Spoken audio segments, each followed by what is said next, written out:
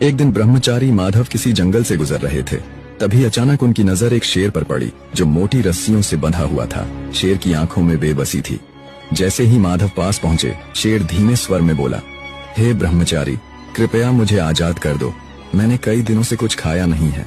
मैं वचन देता हूँ तुम्हारा ये उपकार कभी नहीं भूलूंगा। माधव को उस पर दया आ गई। उन्होंने बिना कुछ कहे उसकी रस्सियां खोल दी और आगे बढ़ गए। कुछ दिन बाद जब माधव एक शांत जगह पर विश्राम कर रहे थे, वही शेर वहां आ पहुंचा। उसकी आंखें अब निर्भीक थीं और वह सीधा माधव के सामने आकर खड़ा हो गया। माधव चौंके और बोले, तुम यहाँ? तुम इस तरह मुझे क्यों देख रहे हो? शेर बोला, मेरी प्रकृति है शिकार करना और इस समय तुम सबसे आसान शिकार हो। माधव ने आश्चर्य से कहा, मैंने तुम्हें मुक्त किया, जीवन दिया और अब तुम मुझे ही खाना चाहते हो? शेर बोला, कृपा और कर्तव्य अलग चीजें हैं, जंगल का नियम अलग है। माधव ने कहा, फैसला किसी तीसरे से होना चाहिए। थोड़ी दूर जाने पर उन्हें एक तोता मिला जो एक पेड़ की डाल पर बैठा था। उन्होंने पूरी बात तोते को सुनाई।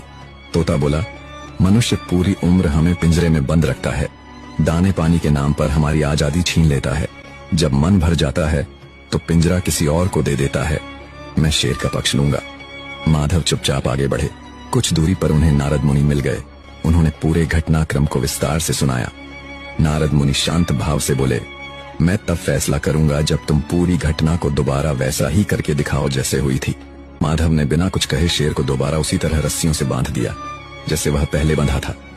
जब रस्सी कस चुकी थी, नारद मुनि मुस्कुराए और बोले, फैसला हो गया। नेकी हर जगह नहीं करनी चाहिए। जो आजाद होकर काटने लगे उसे फिर से बांध देना ही बुद्धिमानी है। दया करो, पर पहचान के साथ, क्योंकि हर जरूरतमंद भरोसेमंद नहीं होता।